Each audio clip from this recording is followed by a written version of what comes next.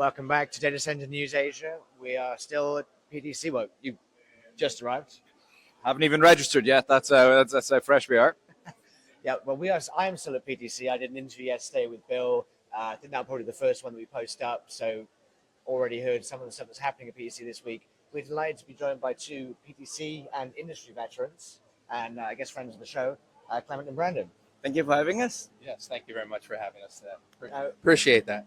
A lot of the people watching will probably know you from your backgrounds, Equinix and STT and Digital Bridge, but you guys have got a new startup. We've done a couple of reports on you recently. Why don't you give us a quick intro to Doma? Not a big sales pitch, but give us a little spiel. Sure. Let me start and pass it on to Brendan to talk a little bit more. We have been in the industry for almost more than 20 years now. I've been myself more than 20 years in the data center industry. And we saw that there is an opportunity or there's a gap in the industry where site selection is always an issue, especially for emerging market, for players who are going to a new market, and thought that we should come out with a company that Doma Infrastructure to help our friends in the industry, whether it's hyperscalers or operator, to provision what we call power land and power shell in some of these markets so that we can reduce the time to market for them to build their data centers. Yeah, and the biggest thing to add on to that is so we felt that we saw a lot of runway growth in the data center space. The U.S. has just been the kind of 800-pound gorilla of the market size, but APAC was still in the early days. I mean, if you want to say that. But we've seen over those, especially the last 5 years, where new platforms have come up, they still have problems with that early phase. So I think we wanted to be in the data center space. We didn't want to be a Me Too end operator, but we wanted to be able to alleviate some of those issues for the operators and the hyperscalers. And that's really why we saw that this business model out of the US, and we thought, like, okay, here's an opportunity in Asia. And each market, as you know, you're on the ground, are different. So each one will have its different intricacies and issues, but we saw a lot of opportunity, and that's why we spent this last 18 months on a journey of trying to get to this point and being able to really get going. So we're excited about what we see ahead of us. And you've kind of been in stealth mode for a while, and then all of a sudden we had two big announcements. So obviously first Thailand, the gigawatt campus, and then just more recently Australia, Western Australia with the 50 to 60. What are the other markets on your kind of hit list? Where else are you targeting around the region? So you're right. We've been quiet for more than a year. I guess what we wanted to do was to show some pipeline and result before we announce to the world. We definitely are focused on Southeast Asia, the three market, Malaysia, Thailand, Indonesia. You talk about Australia. Yes, we have launched Sydney West. And we're also still looking at North Asia. If we can find something for our friends in the industry, we'll try to do that in Korea and Japan. Yeah, I think as we say that, each one has its different issues, time to market. So with those kind of the hit list that we talk about, each one will be in a different phase of development. It really came that we saw Thailand starting to bubble up, and especially around the access to ownership of land.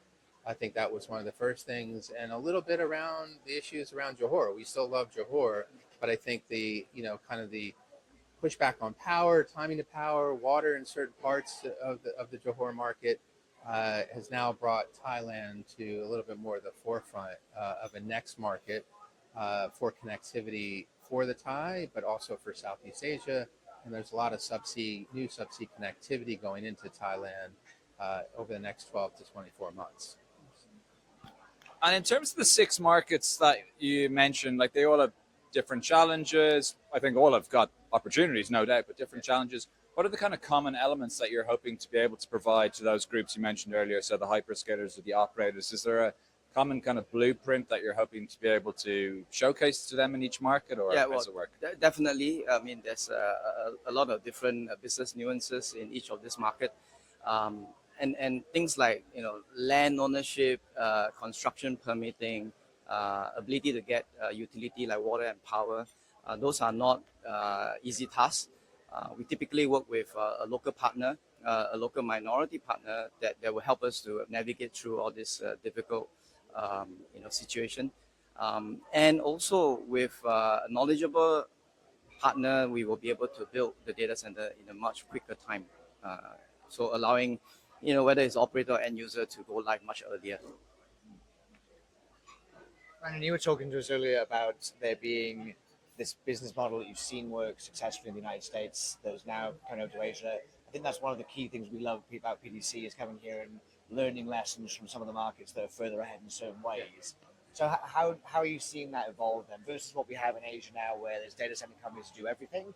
America, the market is different, more segmented. Yeah, and that is true. And now people, I mean, the U.S. market, you're seeing companies like Attract is one of the big ones that you've seen. They're talking about acquisitions of thousands of acres in the United States and looking at a 10-year plus a runway for power for those sites. And now in the United States, it's like the joke is like everything's got to be a gigawatt campus.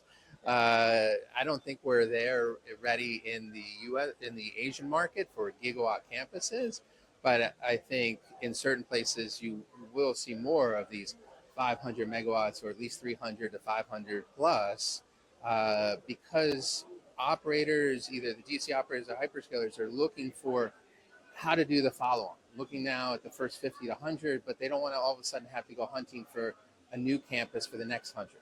So when you see one customer, I think their mindset is, if I can buy or at least lock in an option or do something with a vision to at least maybe 200 in one site, one location is where the value add. And now you're just seeing it in the United States in just larger scale, but that same thing. They don't want to be trying to find different locations around like greater Atlanta or Las Vegas or Reno or in Ohio or in the DC kind of Virginia area. They would like to find spots that can get them access to everything in a time horizon that meets their demands. Nice.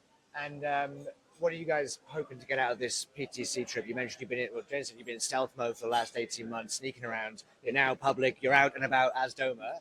Are you meeting partners, customers, investors? Well, every one of those. I'm just looking forward to meet up with friends in the industry, catching up, and also since our announcement, there's a lot of interest. A lot of people have approached us to want to know more about our Thailand project, our Australia project. So we'll be talking to some operators and end users who are interested in those sites. Yeah, I think to add on to that is just it's still learning. It's still continuing to learn of what is happening either with the DC operators that we're friends with from different regions, even the hyperscalers is like, okay, what do they look for? Is the cloud regions or the AZs the same of what they want to design in the US or in Europe is what they're coming to Asia? One area that we've always talked about is like, what is edge? It's not really part of our main business model, but like the numbers of what people talk about for an edge used to be maybe 2 to 5 megawatts. Now people are talking much larger, and is there really still opportunities for other players to play that market? So it's just learning, and then as we see, is liquid cooling or immersion and different type of designs to meet power constraints, is that going to be a bigger issue, and how do we play that in helping build that campus? Again, we're not going to do full MEP, but how do we set up the campus in the right way to maybe it's wind, it's solar, it's whatever for renewables as part of the whole case study in the development of our business itself.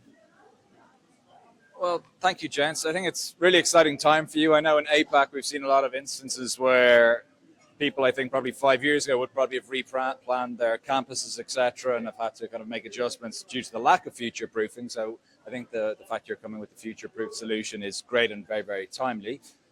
Typically, Reese and I do these at the end of the week, so we were able to ask people what their favorite party has been. In this case, we're at the start. So which are the parties that you're most looking forward to? You know what? Since we've been here for so many years, I already know which are my favorite parties. Usually are those at night with a lot of drinks. So I'm looking forward to those. People relax. Actually, we build a lot of relationship in those kind of events. Yeah, I think that's one of our biggest things. I mean, yeah, there's always the digital realty party around American Right, football right, now. yeah. Yeah, it's coming on now, and then even Megaport's always had a good one in the past. The RBC Guggenheim dinners or some of the different things, but I think it's even the smaller after parties, and when you're dressed in aloha, the guards aren't there, so it's easier to have a relaxed conversation and then enjoy the camaraderie of the industry. And it's a huge event. It keeps growing. It's bigger and bigger each year, which is exciting for us. Well, there's something for everything, and I'm taking that as a flex there, Brandon, because the RBC Guggenheim dinner's got an exclusive guest list. So I wasn't on it, but apparently you guys are. Anyway, You got to know. we're going to head over and get some Bloody Marys with the digital realty and China guys. Nice. And yeah, I think thanks for coming, and Thank you, guys. enjoy the rest of PTC. Thank Right. you. Thanks, Cheers. Roger.